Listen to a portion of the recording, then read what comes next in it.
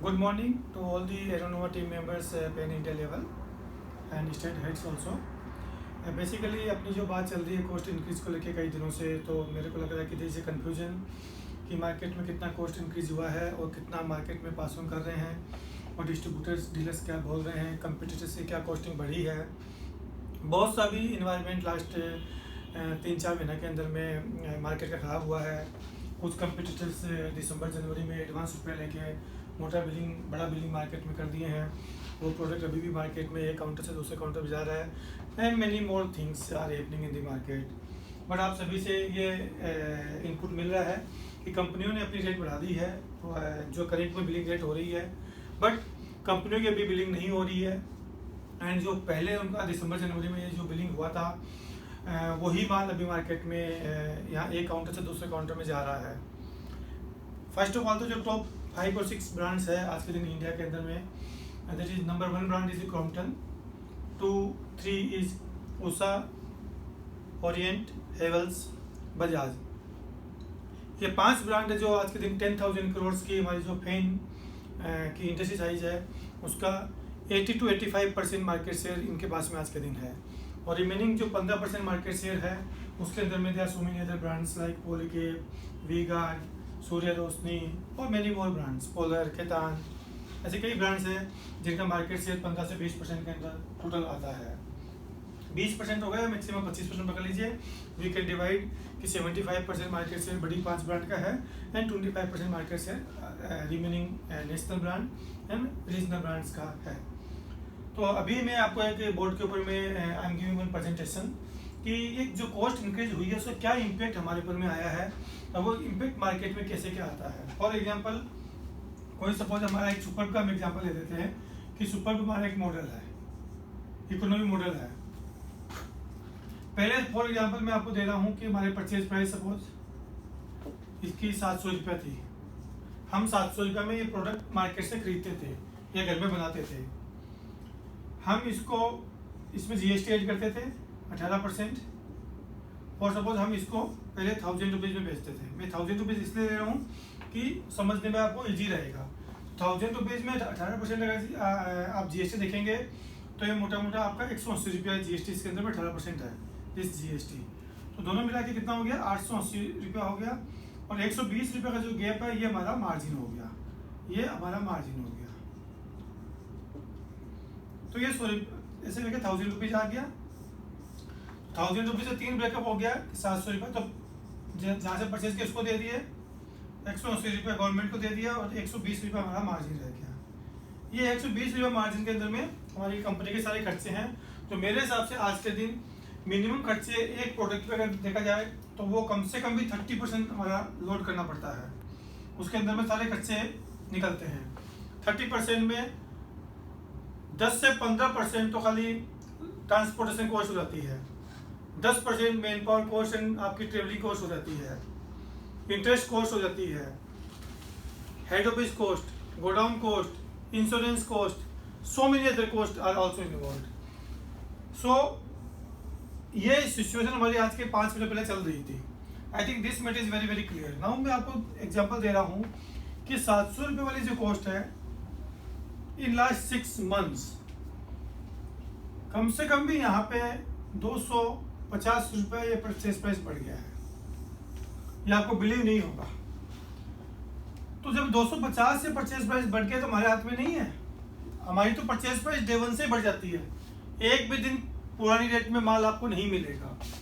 तो अगर हम 1000 रुपये में जो प्रोडक्ट पहले बेच रहे थे तो 1000 रुपये वाला प्रोडक्ट ये 250 आपकी परचेज प्राइस बढ़ गई और 250 के ऊपर में 18% जो आपका जीएसटी है,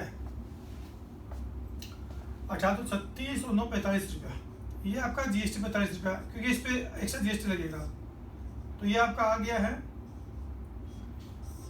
1295। तो जो प्रोडक्ट आप 700 में लेके 1000 में बेच रहे थे, आज सेम प्रोडक्ट की 250 रुपये परचेज प्राइस बढ़ने से आपका हो गया यहाँ पे ये 950 का। बिकॉज 250 रुपीज आपकी परचेज प्राइस बढ़ गई है, तो उस पर एडिशनल लोड अगर हम 250 मार्केट में पास ऑन करते हैं तो 18% 45 रुपीज जीएसटी का और आएगा। ये तो हमारे हाथ में नहीं है, वी कांट डू एनीथिंग। तो जब तक ये 250 में बढ़ने के बाद में अगर हम 1000 वाला प्रोडक्ट को आज के दिन अगर NDLC 1295 में नहीं बेचते हैं तो ये एडिशनल जो 250 बढ़ गया है इसका लॉस कंपनी के ऊपर में आ जाएगा। हम यहाँ तो लॉस कर ही रहे थे because of the new company और whatever may be the reasons कि 700 वाला प्रोडक्ट अगर 30% भी हम उसमें ऐड करते हैं हमारा खर्चा, तो ये खर्चा आता है 700 के ऊपर में 30% 210 रुपया, जहाँ पे हमको मिलता था 120 रुपये, 90 रुपये तुम्हारा यहाँ पे लॉस हो ही रहा था। पर जो नई ब्रांड थी स्लोली आप लोग सब बोले थे कि हम NDLC बढ़ा देंगे, 1 से आने दीजिए, 2 से आने दीजिए, या वॉल्यूम बढ़ेगा, वॉट एवर इट में भी। और थर्डली जो रेट फाइनल हुई थी यहाँ पे, ये बात हुआ था कि 1 महीने से 45 दिन में हमारे पास पैसा आ जाएगा मार्केट से, जो आपको मालूम है अभी आपका पेमेंट कितने दिन में आ रहा है। तो उसके कारण से हमारा इंटरेस्ट लॉस फर्दर बढ़ गया और वर्किंग कैपिटल साइकिल तो वो स्लो हो गया। तो मेरे हिसाब से to my all team members this presentation is very very clear. इसमें किसी को कोई कंफ्यूजन नहीं होगा कि आज के दिन ये जो परचेज प्राइस इंक्रीज हुई है ये अगर हम मार्केट में पास ऑन नहीं करते हैं तो इसका कॉस्ट आपको कंपनी को बियर करना पड़ेगा, ये किसी के हाथ में नहीं है। ये तो एकदम क्लियर कट एग्जांपल है जिसमें किसी का कोई भी इनपुट नहीं हो सकता है। अगर है तो आप मेरे को इंडिविजुअली भेजिए।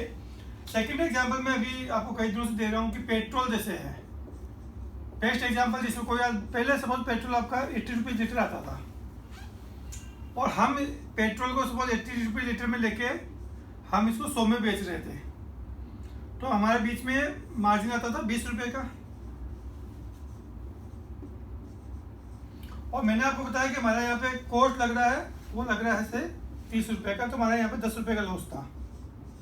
ये फैक्ट है कि लॉस था। इसमें जो GST है वो गवर्नमेंट की है, वो अलग है। ये विदाउट GST में आपको बता रहा हूँ। आज ये 80 रुपये वाला पेट्रोल 100 रुपया हो गया है।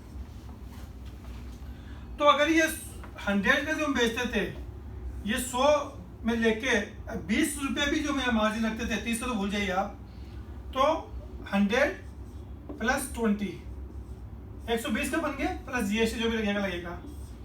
नाउ इश्यू इज दैट जैसे हम 100 का जो चीज बेच रहे थे उसका आज के दिन 120 मार्केट में बोलते हैं, तो बोलते हैं 20 रुपये थोड़ा परचेस प्राइस बढ़ गया है। कंपटीटर ने तो 5 बढ़ाया है, कंपटीटर ने 7 बढ़ाया है, आप 20 रुपये क्यों बढ़ा रहे हो? But this is a non fact. वो जो बंदा हमको बोल रहा है उसको भी मालूम है कि पेट्रोल की प्राइस 80 रुपये से 100 रुपया हो गई है, तो 20 रुपये कंपनी कहाँ से अपने पॉकेट से देगी? ये तो 20 रुपये लोड करना ही पड़ेगा। तो 80 में लेके जब हम 100 में बेच रहे थे विदाउट GST, तो आज जब 100 में परचेज करेंगे 20 रुपये भी हमारा सेम मार्जिन रखें, सेम टू सेम। हमको इसमें 1 रुपये भी एक्स्ट्रा नहीं चाहिए बिकॉज लॉस तो वही रहता। ये सेम लॉस भी हम कंटिन्यू करते हैं तो भी हमारा 120 हो गया है। अब आप अगर इस 120 को 115 में बेचेंगे, 110 में बेचेंगे, तो ये हमारा फर्दर जो 20 रुपये इंक्रीज हुआ है, और अगर 20 रुपये की जगह पे 10 रुपीज और 15 रुपीज ही मार्केट से रिकवर करेंगे तो वो एडिशनल लॉस कंपनी पे हो जाएगा। This is the best example for your understanding. और यही एग्जांपल आपको मार्केट में समझाना है। डिस्ट्रीब्यूटर क्या करता है? डिस्ट्रीब्यूटर ने 100 में लिया, वो अपने 10 रुपये मार्जिन रखा, वो 110 में बेच दिया। आज भी वो क्या करेगा? वो आपसे 110 में लेगा, अपने 10 रुपये मार्जिन रखेगा, 120 में बेच देगा। बट इस प्रोसेस के अंदर में ये जो 110 में वो हमसे मांग रहा है अगेंस्ट 120, तो यहाँ पे मेरा 10 रुपये का एडिशनल लॉस घर में हो गया है। Please understand this example and implement the policy in the market. Thank you.